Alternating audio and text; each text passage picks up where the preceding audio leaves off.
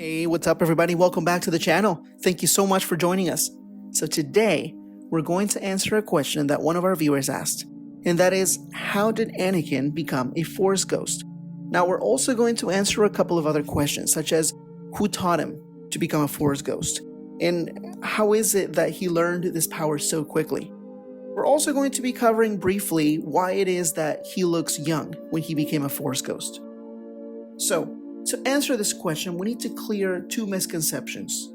Now, the first one is that becoming a Force ghost in Star Wars is some kind of reward for being a good person. That is not true. Of course, all the Force ghosts in Star Wars are good people, but it's not necessarily because this is a reward. Now, what does it mean to become a Force ghost? Well, it basically means let it go of oneself. It means letting go of desires, ambitions, and everything that you want in your life to become a Force ghost. Of course, this is coming from a very selfless person. So a bad person, namely Sith, for example, they would not be able to become Force ghosts because they're selfish. They want power for themselves. They don't want to let go, and therefore, this makes it difficult, if not impossible, for them to become Force ghosts. Now, becoming a Force ghost is something that is rather difficult to do. It's not an easy task. It requires training. It requires being selfless, not just for a moment, but really being truly selfless at heart. So when Vader became a Force ghost, it was because he came back to the kind of person he used to be, selfless, wanting to help others, wanting to do good. He didn't just become selfless for 5 minutes. He went back to being the same person he used to be during the Clone Wars. That's really who he was at heart. Now, another misconception we want to cover is that only Jedi can become Force ghosts. Now, that is not true. Once again, the answer is basically the same as the first misconception. And that's because you have to be selfless, you have to be good, you have to want to help others, and you have to be willing to let go of everything that you desire. Now, most of the time, these things will apply to Jedi because they're Force sensitive and because they meet these requirements. However, that is not always the case. We see in the sequel trilogy, Leia becoming a Force ghost. She was technically not a Jedi, she was a Force wielder, but she did not officially become a Jedi. She was selfless and she was able to let go. She was able to turn into a Force ghost. So now that we have cleared those two common misconceptions, we can focus on how Anakin was able to become a Force ghost. Now here is where we go back to Yoda. Yoda learned to become a Force ghost, and he learned this power from Qui-Gon Jinn.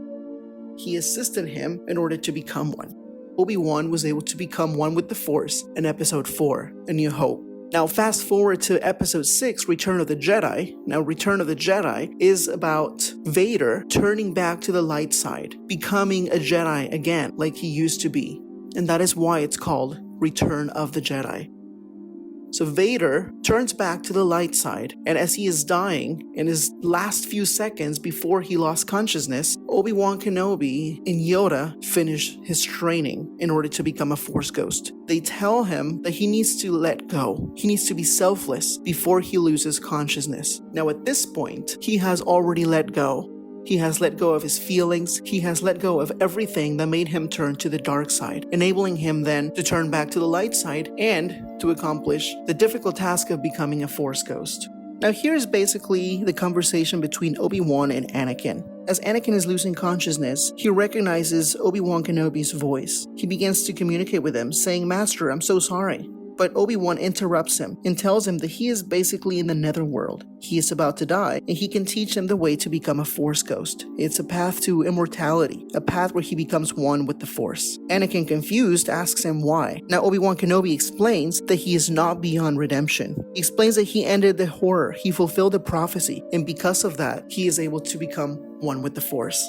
Now we also have to remember that Anakin was very, very strong in the Force. He was very powerful. So learning this power, learning how to use it, and learning to become one with the Force wasn't necessarily a difficult task for him to accomplish once he knew how to do it.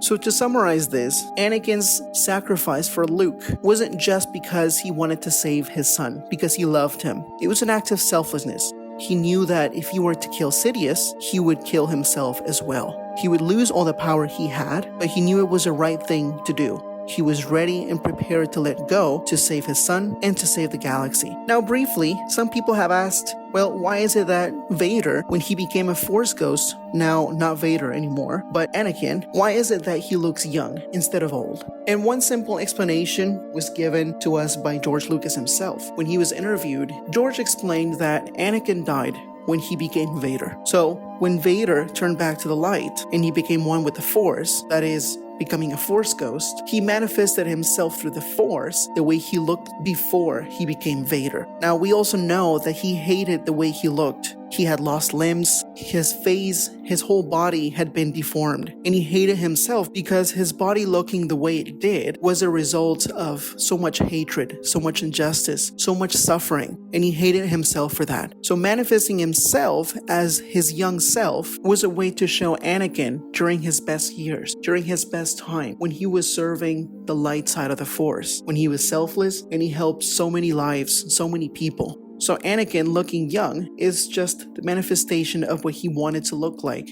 because that was the best time of his life. So there you have it. We hope that answered your questions. And if you have any other questions, or you would like for us to make a video on a specific topic or answering a specific question, feel free to let us know down in the comments below. But thank you very much, and you guys have a great day. We'll see you in the next one.